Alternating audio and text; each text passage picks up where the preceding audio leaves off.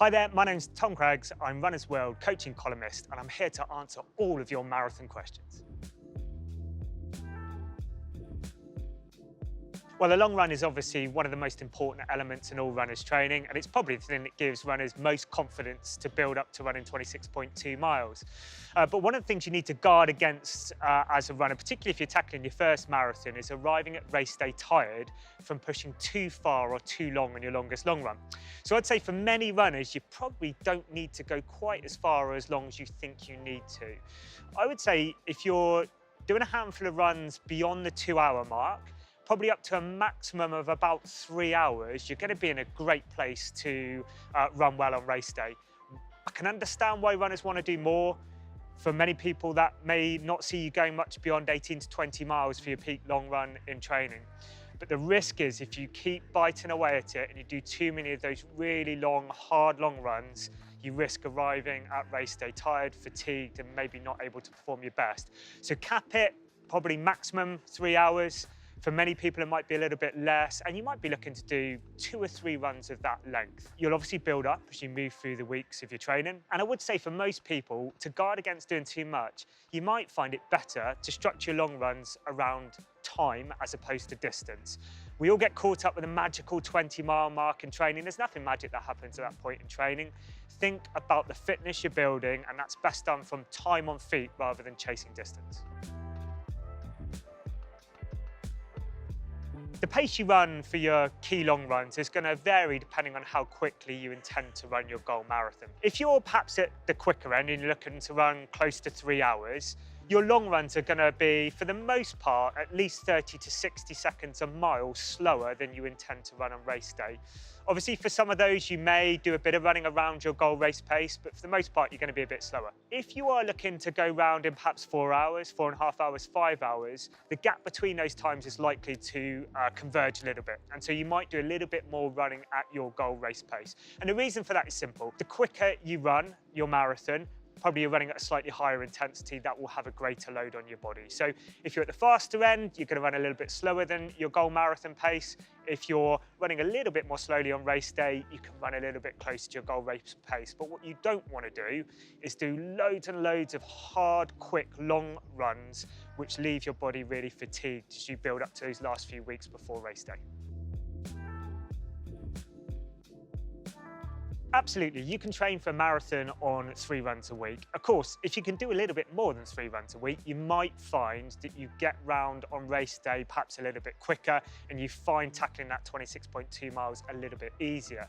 But of course, we all live busy lives, we've got families, we've got work, it's hard to fit in the training. So you can get round on 3 runs a week. And if you're going to, of course, the long run's going to be a priority for you.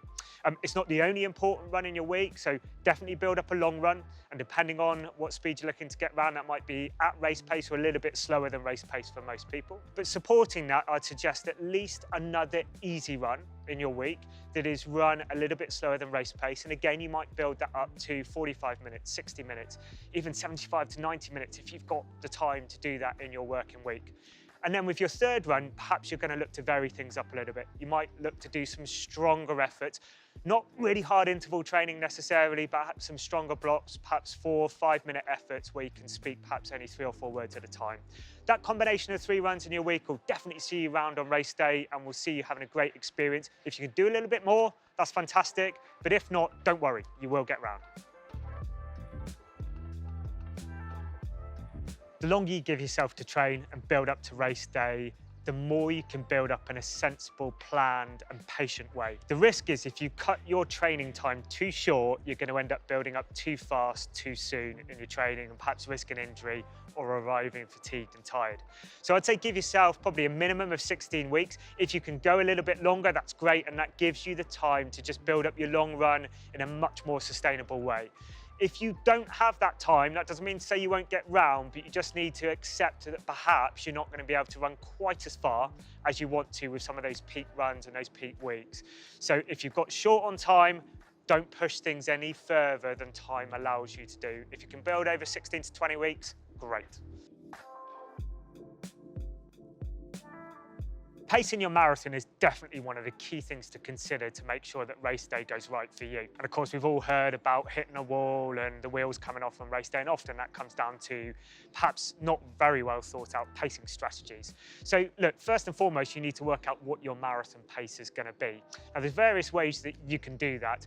If you haven't run a recent race, then perhaps what you need to do in your training is go out on some of your longer runs and really ask yourself a question around what feels comfortable, sustainable, what's a pace that I could hold a full conversation. And if you're looking to get round in perhaps 4 hours, 4.5 hours, up to 5 hours, that's your sweet spot for running a marathon.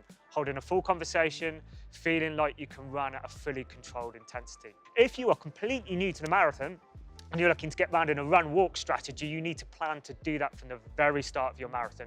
And you might break things up into short blocks of perhaps 90 seconds run, 30 seconds walk, 2 to 3 minutes run, 1 minute walk, but do it from the start of your marathon. And that's the same as pacing to a nice, comfortable, easy pace. If you're looking to go around a little bit quicker though, you might perhaps use a recent race you may have done to help guide what your pacing strategy is going to be.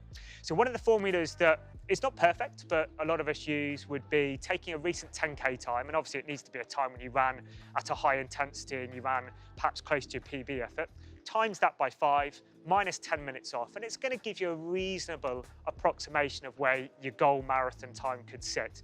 Some people use a half marathon, times it by 2, perhaps add 15 minutes or so onto that figure, and you're going to end up with a pretty good estimation of where you could potentially run a marathon.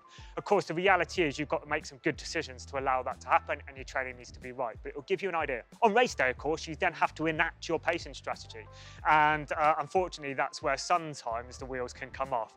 The helicopters are in the air, you've got thousands of people around you, the adrenaline's high, and you go off a lot quicker than you would otherwise intended to. So start of your marathon needs to feel super, super comfortable, probably much more comfortable than you actually feel like you need to, almost uncomfortably comfortable, if that makes sense. Really slow it down. For many people, that might actually involve running 10, 15 seconds miles slower than their goal race pace, and that's okay. That could be because you've got hundreds of people around you and you can't find space on the road, or it could just be because you're just taking that time to build in slowly. As you move through the race, your body warms up, you can build up to your goal race pace, and probably as you reach perhaps the 20K mark, perhaps you are beginning to run consistently your goal race pace, and in the second half, maybe even pushing up along a little bit. So there's various ways that we can run a marathon. We can take a negative split strategy, where we look to run the second half of the marathon a little bit quicker than the first half. It's a hard thing to do, and it takes an awful lot of discipline in the way that you run a marathon, but it can be done, and it's a very enjoyable way to run a marathon, because what you find is you run the last 10K coming past hundreds of people and you'll feel on top of the world. For many people though, I think a good strategy to work off is to assume that the second half of the race might be 2, 3, 4 minutes, ever so slightly slower than the first half of the race. If you can get to that, or perhaps you even get to the point where you're running exactly even splits, that's perfect. But what you don't want to do is to look to bank loads and loads of time in the first half of the marathon. So not looking to go through massively quicker in the first half than you do the second half in order to bank time, because eventually the marathon will bite and you will find the wheels probably coming off in that last 10K. So there's a subtlety in pacing a marathon. You need to base it on the evidence from training and from recent races, and then enact it sensibly on race day. So cross-training is a fantastic addition to athletes' training as they build up to a marathon. By cross-training, we mean exercises that support your cardiovascular fitness that aren't running. So that might be perhaps getting on an elliptical or a cross trainer, as some people call them in the gym. It might be a rowing machine, it might be a bike. Where it's a benefit for you as a runner is that your heart and lungs will build all of the fitness that you would do if you're going for a run, but your joints and your muscles have less impact. So they can be fantastic in building around your key runs, and you do still need to run, but what we can do there is add additional aerobic conversational cardiovascular training to support those key runs without beating your body up quite as much. You can, of course, do some hard efforts as well. So if you're somebody that struggles perhaps to do interval training on your own, or you find that as you're doing that and you're running and your body just really struggles with it and you're getting aches and pains, jump onto an elliptical, perhaps a bike, get those harder efforts done. You'll get all of the fitness you would have done from doing that in a running situation, but with less impact and probably just a little bit more variety and enjoyment in your training week.